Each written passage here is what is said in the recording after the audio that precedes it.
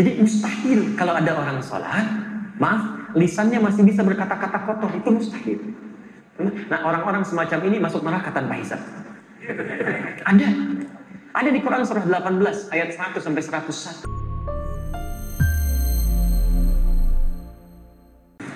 Nanti tolong jadikan ini sebagai ukuran benar tidaknya sholat kita sampai zuhur itu. Jangan-jangan tiap hari antum sholat, tapi menurut Al-Quran ada yang belum tepat dalam sholatnya. Dua, orang yang sholatnya benar dijamin langsung oleh Al-Quran akan dijadikan orang yang baik dalam kehidupan. Singkatnya, orang sholat pasti jadi orang baik, sifat dan sikapnya baik. Dalilnya di Quran surah ke-29 Al-Ankabut ayat 45. Perhatikan kalimatnya, kita hafal insyaallah. Innas salata tanha 'anil fahsya'i wal munkar. Sekarang perhatikan cara menerjemahkan dengan baik. Innas salat, sungguh salat yang dikerjakan dengan benar itu. Teman-teman perhatikan ya, di sini ada alif lamnya. Beda antara kalimat menggunakan alif lam ma'rifah dengan yang tidak menggunakan alif lam nakirah. Kalau tidak pakai alif lam itu umum bentuknya, bebas, tidak ada aturan spesifik. Jadi kalau kalimat Qurannya inna sholah, maka anda bebas menunaikannya. Mau buru-buru silahkan, mau tidak khusyuk itu pilihan. Tapi kalau kalimatnya menggunakan alif lam inna sholah, maka itu ma'rifah khusus, ada aturannya, ada ketentuannya, nggak bisa sembarangan, nggak bisa. Seperti artikel the dalam bahasa Arab, dalam bahasa Inggris, maaf, car, banyak itu mobil. The car yang itu, bukan yang lain. Dan semua kalimat salat dalam Al-Quran yang bermakna ibadah, itu semuanya menggunakan alif lam. Silahkan cek. Kalimat salat pertama Al-Baqarah ayat 3, posisi paling kiri pertengahan. Alladzina yu'minuna bil ghaib wa yuqimunas shalah. Al-Baqarah 43, wa aqimus shalah. 45, wasta'inu bis sabri was shalah. Selalu ada alif lamnya. Artinya cuman kalimat alif lam ini saja maknanya dalam sekali. Tunaikan sholat sesuai aturan, ada ketentuannya. Sahabat Nabi hidup di zaman Nabi, sholat di samping Nabi, di masjid Nabi. Kemudian ketika sholat keluar dari aturan, belum maksimal belajarnya, kata Nabi ulangi sholatnya. Di sahabat saja diminta diulang, apalagi yang bukan sahabat, jauh dari Nabi, bukan tetangga Nabi, hidup bukan di zaman Nabi, sholatnya bukan di masjid Nabi, merasa aman dengan sholatnya, itu mustahil. Nah sekarang kalau anda benar menunaikan sholatnya, lihat kalimatnya, maka sholat yang dikerjakan itu tanha 'anil fahsya'i wal munkar. Dia akan mencegah pelakunya dari dua sumber keburukan. Mohon maaf, kalau ada orang buruk, itu sebabnya cuma dua. Orang yang sifat dan sikapnya buruk cuma dua sumbernya, tidak ada yang ketiga. Satu, fahsya, keburukan yang bersumber dari syahwat. Ya, kata-kata jorok, kotor, pornografi, porno aksi, itu fahsyah. Jadi mustahil kalau ada orang sholat, maaf, lisannya masih bisa berkata-kata kotor, itu mustahil. Kalau ada orang nggak sholat, kata-katanya kotor, dia nggak sholat. Yang aneh itu orang sholat, kata-katanya masih kotor. Itu yang keliru, pasti ada yang salah dalam sholatnya. Orang sholat, pandangannya masih tidak teratur, semua dilihat, pasti ada yang salah itu. Mungkar, keburukan yang diingkari oleh hati, sumbernya nafsu perut dan akal. Mencuri itu mungkar, korupsi itu mungkar, berselisih itu mungkar, merampok mungkar, membunuh itu mungkar. Tingkat kemungkaran paling tinggi, yang balasannya neraka jahanam itu. Apalagi membunuh orang-orang beriman itu ya, itu jelas kalimatnya langsung. Ya, Quran surah ke-4 An-Nisa ayat 93, posisi paling kanan di pertengahan. Hati-hati. Ya. Hati-hati, wa may yaqtul mu'minan muta'ammidan. Siapa yang sengaja merencanakan pembunuhan terhadap seorang beriman, satu saja nyawa orang beriman tumbah, fajaza'uhu jahannam, maka tempatnya di neraka jahanam orang itu. Wa ghadiballahu 'alaihi, Allah murka pada orang itu. Wa la'anahu, dan dilaknat oleh Allah. Wa 'adda lahu 'adzaban 'azima, dan disediakan siksa yang berlipat. Bahkan orang-orang semacam ini, maaf, pernah dengar masuk surga tanpa hisab? Nah, orang-orang semacam ini masuk neraka tanpa hisab. Ada di Quran surah 18 ayat 100 sampai 101, posisi paling kiri di pertengahan di atas. Hati-hati, wa aradna jahannama yaumal qiyamah, wa aradna jahannama yauma idzin lil kafirina arda. Pada hari kiamat nanti kami akan tampilkan neraka jahanam sejelas-jelasnya pada orang ingkar, sejelas-jelasnya. Kalau dalam bahasa kita, Itu kan ada orang sibuk nanti memikirkan kitabnya. Ada yang terima tangan kanan, ada yang di belakang punggungnya. Tiba-tiba ada orang-orang yang Allahu Akbar. Kita di mana ya? Kita di mana nanti kitabnya? Allah sampaikan, wa aradna jahannama yawma idzil kafirina arba. Kamu gak usah banyak mikir ya, tempat kamu di sini neraka jahanam. Nanti langsung masuk aja ke situ. Langsung. Ya. Dan bukan cuma kafirin saja, karena ayat 101-nya menunjukkan orang-orang yang diberikan penglihatan gak mau lihat dia. Diberikan pendengaran gak mau mendengar yang baik-baik. Alladzina kanat a'yunuhum fi ghita'in 'an dzikri wa kanu la yastati'una as-sam'a. Bahkan di antara mereka ada orang yang munafik. Tahu ayat-ayat Allah tapi diingkari isinya dan melakukan maksiat dengan paham ayat-ayatnya. Itu masuk neraka duluan dibandingkan orang kafir. Quran surah keempat ayat 140, posisi paling kiri sebelah bawah di pojok. Hati-hati. Wa qad nazzala 'alaikum fil kitab an idza sami'tum ayati llahi yuqtaru biha wa yustahza'u biha fala taq'udu ma'ahum hatta yakhudu fi haditsin ghairi. Innakum idzan mithluhum. Ujungnya, innallaha jami'ul munafiqina wal kafirina fi jahannam jami'a. Allah akan ambil orang munafik duluan masuk ke dalam neraka jahanam, baru orang kafir. Maka saya terus terang sampai tadi pagi saya sampaikan, sulit bagi saya untuk menerima. Jangankan pakai akal, ke telinga aja nggak masuk. Ada orang mengatakan ingin memerangi teroris di Aleppo sana, tapi yang ditembak anak-anak kecil, yang dibom bayi-bayi, kan? Ada perempuan-perempuan yang direnggut kehormatannya. Ada orang tua yang dilecehkan kehidupannya, taruhannya dengan nyawanya gitu. Antum masih enak sekarang, sholatnya nyaman di masjid. Orang-orang sana jangankan masjidnya, mau keluar saja nyawa taruhannya. Tapi yang ditembak itu anak-anak kecil, yang bahkan Nabi pun melarangnya. Bagaimana Anda bisa mengatakan memerangi sesuatu karena jihad, tapi yang dihancurkan itu adalah sesuatu yang dilarang Nabi? Ada yang salah di situ. Kalau orang paham sampai dengan ayat ini saja, mustahil dia bisa melukai saudaranya. Demi Allah saya katakan mustahil. Mustahil. Termasuk di kita. Ya. Jadi nggak bisa, ini masjidnya Al-Jihad. Ya. Wah, ini sekarang ada banyak dikumandangkan jihad tapi dengan cara yang tidak benar gitu ya. Allahu a'lam, kalau benar mempraktekkan, kita luruskan ya cara yang dilakukan. Tapi kalau ada isu-isu yang ditampilkan, kita pun benarkan caranya. Jihad itu bukan tembak orang, bukan lukai orang. Jihad itu membela izzah Islam. Saat memang keadaannya terancam untuk dibela dan ditegakkan, itu jihad namanya. Ya. Antum diambil mobilnya, antum pertahankan, masa mau diambil imannya diam saja?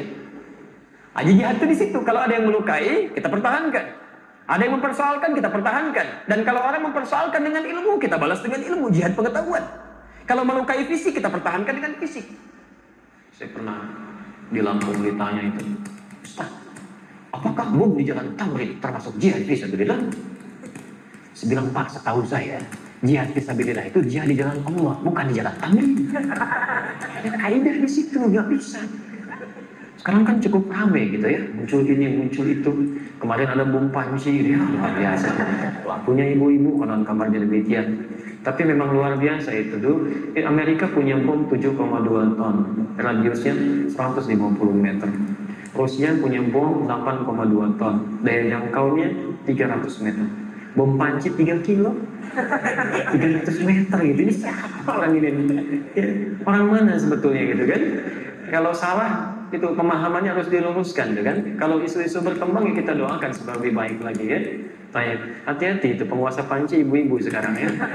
Untuk punya masalah di rumah itu baru panci, belum kulkas, mesin-mesin yang lain. Kembalikan. Jadi orang kalau benar sholatnya itu pasti ada orang baik. Baik pasti. Ya, nggak repot kehidupan itu, tenang gitu. Jadi kalau sampai hari ini kita sholat, tapi lisan kita masih kotor, pandangan salah, perbuatan buruk, ada yang salah dalam sholat. Saya nggak tahu kalau di Al-Jihad ya. Beberapa tempat mau ke masjid saja mau sholat masih takut kehilangan sandalnya. Padahal mau sholat gitu kan. Pasti ada yang keliru. 3, ukur diri kita dan dia.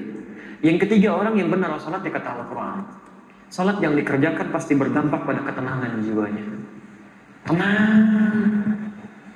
Quran surah ke-20 Taha ayat ke-14. Wa aqimis salata li dzikri.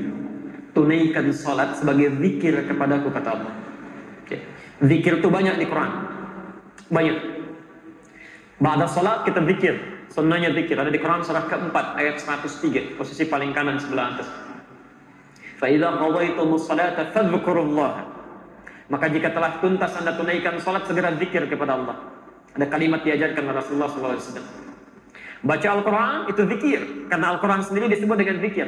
Quran surah 15 ayat 9, posisi paling kanan di pertengahan. Inna nahnu nazzalna dzikra wa inna lahu lahafizun. Kami telah turunkan Al-Quran sebagai zikir. Jadi kalau antum sedang baca Al-Quran, itu sedang berzikir. Penghafal Quran juga sedang berzikir. Bahkan 4 kali disebutkan dalam satu surah saja, surah ke-54 Al-Qamar, ayat 17, ayat 22, ayat 32, ayat ke-40. Walaqad yassarna al-Qur'ana lidzikri fahal min mudzakir. Sungguh kami telah mudahkan Al-Quran untuk digunakan sebagai zikir. Hafalannya disebut dengan zikir. Tapi apa fungsi zikir ini? Di tafsir Quran surah 13 Ar-Ra'd ayat ke-28. Ala bi dzikrillahi tatma'innul qulub. Yakinkan pada jiwamu, pada dirimu, kalau zikirmu benar kepada Allah, dampaknya ke hati pasti tenang. Ini rumus di Quran. Antum kalau sedang kurang tenang, zikir. Di kantor sedang tidak tenang, di rumah tangga, wudu, ambil wudu, buka mushaf, baca Quran. Solusi belum datang, tapi minimal hati Anda tenang. Tenang. Hafalkan Quran. Dan puncaknya sholat. Kenapa sholat disebut puncak zikir? Karena sholat itu bisa menghimpun semua jenis zikir. Bukankah dalam sholat ada subhanallah, alhamdulillah, Allahu akbar, ada bacaan Al-Quran, ada hafalan Al-Quran, ada doa, ada istighfar. Jadi kalau semua bentuk sholat ini menghimpun semua jenis zikir, belum mampu membuat antum tenang, antum butuh apa lagi supaya hatinya tenang? Sholat itu jangankan ibadahnya, tempatnya saja, masjid tempat sholat, itu dijamin di Quran menghadirkan ketenangan. Nggak ada tempat paling tenang di muka bumi kecuali masjid itu. Termasuk di kantor, nggak percaya silahkan. Sedang capek, kerja, macam-macam, masuk ke masjid, duduk setelah tahiyatul masjid, tiba-tiba nggak kerasa kipas muter, tenang, tidur aja gitu. Saya pernah ke Tokyo itu, dan diajak ke Gunman. Ini nyata. Bertemu dengan ustadz dan komunitas di sana, cerita, Ustadz, sedisiplin-disiplinnya di sini, tapi ketenangan itu tidak mudah untuk didapatkan. Tingkat bunuh dirinya itu 30.000 Ustadz. Sehari bisa 100 orang bunuh diri. Dan kami pernah dibawa ke daerah Fuji yang setiap hari akan ditemukan 4-5 mayat di situ. Makanya kata Profesor Kato, sehebat-hebatnya orang Jepang yang disiplin masih kalah sama orang Muslim. Bukan orang Indonesia, orang Muslim. Ya. Jadi orang Muslim itu punya satu ajaran yang nggak ditemukan dimanapun, yang menghadirkan ketenangan dalam jiwanya. Tapi Ustaz, masih ada di Swedia satu distrik yang lebih dahsyat dibanding ini. Itu bunuh dirinya di mana aja, serampangan. Karena itu konsolnya, pemdanya, sampai membuat tempat khusus lokalisasi bunuh diri. Dan jamnya diatur, jam 10 sampai jam 12. Jadi kalau datang jam 8 kepagian, datang jam 2 kesiangan. Besoknya lagi gitu. Nah ini nyata kejadian, satu kali ada orang akan bunuh diri, ya jadwal dia jam 12. Ketemu dengan salah seorang di situ, Muslim, Ustadz juga, cuman di Eropa kan tampilannya agak beda. Ditanya mau kemana kamu? Mau bunuh diri. Jam berapa? Jam berapa? Jam 12 katanya. Baik, sekarang kan masih ada waktu. Mau ikut saya? Oh tidak, nanti saya terlambat. Terlambat? Kata Ustadznya, nanti saya berikan gantinya. Kan kalau kamu merasa dirugikan, saya bayar kan. Akhirnya dia ikut, dibawa ke masjid. Karena dia belum Muslim, dia nggak bisa masuk, dia nunggu di luar. Ternyata mendengarkan tausiah, ada mendengarkan bacaan Quran, Allahu Akbar. Tadi saking tenangnya duduk, ngantuk, tidur. Dilihat begitu pulasnya sampai lewat dari jam bunuh dirinya. Betul, jam 1, jam 2, ini nyata. Ketika sudah semakin pulas, ini tidak tega membangunkan, karena kelihatan enak sekali. Begitu bangun, langsung kemudian disampaikan, saya mohon maaf tidak bangunkan, kamu merasa nikmat sekali. Kamu sudah lewat jam bunuh dirinya. Saya ingin tanya apa yang harus saya ganti. Ternyata jawabannya cukup mengejutkan. Ini tempat apa? Masjid. Apa keutamanya? Dijelaskan. Saya tidak ingin jadi bunuh diri. Tidak jadi bunuh diri. Saya itu ingin bunuh diri karena 3 hari berturut-turut tidak bisa tidur sampai hari ini. Entah kenapa tiba di sini, tiba-tiba bisa tidur. Jadi orang nggak sholat aja dekat masjid jadi tenang. Apalagi yang sholat. Kalau antum sudah masuk masjid, sudah sholat gak bisa tenang juga, antum perlu apa lagi? Orang itu akhirnya masuk Islam. Peristiwa itu jadi viral kemudian di media sosial, menyebar dengan kuat sampai-sampai dipanggil oleh pemdanya, kalau kita bupatinya. Akhirnya apa yang terjadi? Di tempat lokalisasi bunuh diri tadi, di sampingnya dibuatkan tempat untuk ustadz tadi, dan ada tulisan, bagi yang ingin bunuh diri konsultasi dulu ke sini. Ternyata gitu. Jadi kita punya teorinya, kenapa nggak kita maksimalkan? Kalau tiap hari Anda belum tenang, nggak nyaman hati, yang paling aneh itu pada urusan orang lain, Anda yang jadi nggak tenang. Yang punya masalah orang lain, kenapa Anda yang ribut dalam statusnya? Berselisih satu dengan yang lainnya. Kadang-kadang urusan yang sudah jelas masih Anda pikirin juga, itu keterlaluan. Dalam agama itu kita punya konsep, sesuatu yang sudah jelas diatur oleh Allah, nggak usah banyak dipikirin. Memang sudah begitu dipikirin pun nggak akan berubah. Mendung itu bukan urusan kita. Itu Allah yang mengatur. Mendung itu tanda hujan. Kalau sudah mendung ya siap-siap aja. Payung dikeluarkan. Itu yang dituntut ikhtiarnya, bukan dipikirkan. Mendung. Kalau mendung hujan turun. Banjir. Paling macet. Ustaznya paling nggak datang, nggak jadi acaranya. Ustaznya udah nunggu duluan. Jadi nggak pas situasi ya. 4. Orang yang sholat yang benar. Ini yang paling dahsyat. Dijamin langsung oleh Al-Quran, akan dimudahkan segala urusan hidupnya. Bahkan rizkinya pun didatangkan dari sisi yang tidak dia duga. Allahu Akbar. Quran surah ke-65 At-Talaq, di akhir ayat kedua, di awal ayat ketiga, di tafsir di Quran surah kedua Al-Baqarah, di ayat yang sama 2 dan 3. Perhatikan kalimatnya. Saya beri rumus ya. Boleh saya tuliskan? Alhamdulillah. Ini bisa dibawa? Atau ada mic yang lain? Baik, perhatikan rumus Quran surah ke-65 di awal ayat, di akhir ayat kedua, di awal ayat ketiga. Maaf, kelihatan? Oh, belum, saya belum nulis. Itu bagaimana ya? Itu makan apa barusan? Quran surah ke-65. Baik, bismillah. Perhatikan kalimatnya. Wa may yattaqillaha, siapa yang bisa meningkatkan takwanya kepada Allah, yaj'al lahu makhraja, kami berikan jalan keluar, solusi dari setiap persoalan yang dialami. Fokus ya. Kalau Anda punya masalah dalam kehidupan, di rumah tangga, di kantor, dimanapun, firman Allah sederhana. Yattaqillaha yaj'al lahu makhraja. Jawabannya kata Allah, cukup tingkatkan takwa, kami selesaikan masalahnya. Jadi kalau Anda sedang punya masalah, biayanya nggak mahal, tenaganya nggak banyak, takwa tingkatkan, masalah diringankan oleh Allah. Jadi kalau Anda sekarang punya masalah nggak tuntas-tuntas, di kantor jadi juara, di rumah nggak pernah tuntas, padahal masalah yang sama oleh orang lain cukup dengan senyuman, Anda nggak selesai, mungkin cek, ini yang kurang. Bahkan rizkinya pun, wa yarzuqhu min haitsu la yahtasib. Kami datangkan rizkinya dari sisi yang tidak dia duga. Jangankan yang Anda ikhtiarkan, yang Anda tidak cari pun tiba-tiba bisa mendatangi Anda. Baik. Nah sekarang, kalimat takwa disebutkan perubahannya 115 kali dalam Al-Quran. Kalimat takwa pertama ada di Al-Baqarah, Quran surah kedua, ayat 2 sampai 3. Dzalikal kitabu la raiba fihi hudan lil muttaqin. Siapa orang takwa ini? Ayat 3-nya. Alladzina yu'minuna bil ghaib wa yuqimunas shalah. Menyempurnakan salat. Kalau Anda bertanya, ya Allah, bagaimana cara saya meningkatkan takwa ini? Kalimat takwa pertama, salat. Jadi kalau salat kita meningkat dengan baik, masalah kita tuntas, selesai. Ya. Salat. Jadi kalau sampai hari ini masalah tidak pernah tuntas, tapi kita salat. Yang jadi masalah di kalimat yuqimun.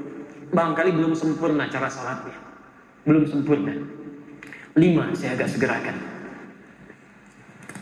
Quran surah ke-23 Al-Mu'minun ayat 1 sampai 2. Orang yang salatnya benar sesuai petunjuk Al-Quran, tuntunan Rasulullah SAW, dijamin langsung oleh Allah Subhanahu wa Ta'ala akan diberikan kesuksesan dan kebahagiaan dalam seluruh aktivitas, sukses dan bahagia. Jadi ada orang yang sukses saja, tapi belum tentu bahagia. Ada yang bahagia, cuma belum tentu keseluruhannya. Itu disebut dengan fauz namanya. 29 kali disebutkan dari fasnya dalam Al-Quran. Turunannya ada fauzi, fauzan, faizah, fauziyah. Jadi kalau ada yang namanya fauzi, faiz, faizah, fauzan, fauziyah, itu orang yang diharapkan sukses dalam kehidupannya. Sekalipun belum tentu bahagia pada umumnya. Tapi kalau bahagia saja, sekalipun belum tentu sukses, itu farihah. Farihah dalam bahasa Arab. Orang yang disebut dengan farhan, perempuannya farah. Jika ada yang namanya farhan atau farah, itu orang diharapkan bahagia dalam kehidupannya. Miskin pun nggak apa-apa, yang penting bahagia. Umumnya. Sekarang saya tanya Anda, pilih mana? Kaya tapi gelisah, atau miskin tapi tenang? Tapi nggak ada pilihan ketiga dan tidak usah maksa. Sukses tapi nggak bahagia, atau bahagia tapi nggak sukses. Kaya tapi gelisah, atau miskin tapi tenang. Pilih mana?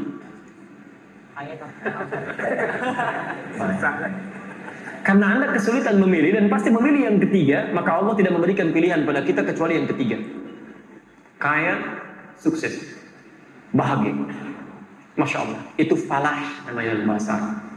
Falah. Ini yang keberapa tadi? Kelima. Saking pentingnya yang kelima ini, 5 kali minimal diperdengarkan di telinga kita. 5 kali sebelum kita sholat oleh muadzin. Setelah hayya 'alas shalah, apa? Hayya 'alal falah. Ayo sholat. Ya Allah, untuk apa sholat? Hayya 'alal falah. Kamu belum sukses? Datang ke sini. Saya pemilik kesuksesan. Saya pemilik rezeki. Saya berikan kata Allah. Sujud kamu. Kamu belum bahagia? Saya berikan solusinya. Hayya 'alal falah. Kalau Anda sedang menggenggam itu semua, genggam tidak ingin dilepaskan, maka kalimatnya berubah dari falah menjadi aflah. Aflah, kesuksesan, kebahagiaan yang digenggam yang tidak ingin diputuskan, dilepaskan. Quran surah ke-23 ayat 1 dan 2. Qad aflahal mu'minun. Orang-orang yang imannya benar pasti menggenggam kesuksesan dan kebahagiaan. Siapa orang-orang ini? Ayat 2-nya. Ternyata mereka memulai dengan salatnya. Alladzina hum fi salatihim khashi'un. Yaitu orang yang bisa khusyuk dalam salatnya. Teman-teman silahkan cek ya. Semua sahabat Nabi dengan semua profesinya, yang pengusaha seperti Uthman bin Affan, Abdurrahman bin Auf, Tamim ad-Dari, Abu Bakar as-Siddiq, ada yang birokrat, Amr bin As, ada yang diplomat, Muawiyah bin Abi Sufyan. Masya Allah, itu sesibuk-sibuknya mereka karena paham tentang ketentuan ini. Itu mereka tidak pernah meninggalkan sholat berjamaah, bahkan berlomba mengerjakan tahajud, sampai kata Imam An-Nawawi dalam kitabnya At-Tibyan fi Adab Hamalatil Quran. Imam An-Nawawi itu sebelum menulis Al-Arba'in 42 hadis, Riyadhus Shalihin 1896 hadis, beliau menulis kitab namanya At-Tibyan fi Adab Hamalatil Quran. Saya sudah cek di Indonesia ada itu yang bahasa Arab. Ada yang terbitan Darul Kutub Al-Islamiyah warna coklat, merah kecoklatan. Ya, antum bisa dicek halaman 38, paragraf pertama, baris 1 sampai 2, posisi paling kanan sebelah atas. Kalau terbitan kedua Darul Nafais warna kuning, halamannya 47, posisinya paling kiri, paragraf ketiga, baris 1 sampai 7. Itu bagaimana disebutkan Uthman bin Affan, Abdurrahman bin Auf, Tamim ad-Dari bukan senang saat rezekinya terus melonjak, tapi bahagianya dirasakan saat mampu tahajud di malam hari, sampai kata Imam An-Nawawi sampai bisa sampai khatam Qurannya. Sampai khatam Quran. Bisa nggak dilukiskan? Antum mau ngecek kekayaannya, silahkan bandingkan. Abdurrahman bin Auf itu kapaknya jadi terbuat dari emas. Orang terkaya sekarang Bill Gates, orang terkaya sekarang nggak ada apa-apanya. Abdurrahman bin Auf kapaknya terbuat dari emas. Bill Gates itu belum tentu punya kapak. Silahkan banyak. Uthman bin Affan sampai sekarang asetnya masih ada, sudah 15 abad masih ada aja. Pernah membeli sebuah sumur yang dimonopoli oleh Yahudi. Setiap mau ngambil air, bayar, kata Uthman, saya beli sebagiannya, beli seluruhnya, beli kebun sekitarannya. Siapa yang mau silakan ambil tanpa harus bayar lagi, saya wakafkan karena Allah. Kebunnya menghasilkan ribuan kurma. Sekarang wilayahnya bahkan dekat sumurnya akan dijadikan tempat-tempat untuk penginapan. Ada hotel-hotel yang luar biasa. Royaltinya datang dari situ, disimpan di Bank Saudi, disedekahkan lagi kepada yang membutuhkan atas nama Uthman bin Affan radhiyallahu ta'ala. Sampai sekarang masih ada. Dan itu ditempuh dengan takwa gitu. Jadi silahkan cek dia. Sahabat Nabi, dekat dengan Nabi. Sebagian mereka bahkan menantunya Rasulullah SAW. Dijamin masuk surga oleh Nabi dengan lisannya. Tingkat surga paling tinggi. Dekat dengan Rasulullah. Masih mau menunaikan salat sunnah bahkan pada malam harinya. Dan dunianya sukses. Tahajudnya luar biasa. Antum bukan sahabat Nabi. Tetangganya juga bukan. Surga belum jelas sampai dengan siang ini. Hisab masih menegangkan. Jangankan salat sunnahnya, salat fardu masih ditunda-tunda. Cita-cita masuk surga bersama Nabi. Mereka repot di situ. Jadi teman-teman, coba dicek dari 1 sampai 5 ini berapa yang sudah kita raih sampai dengan umur ini.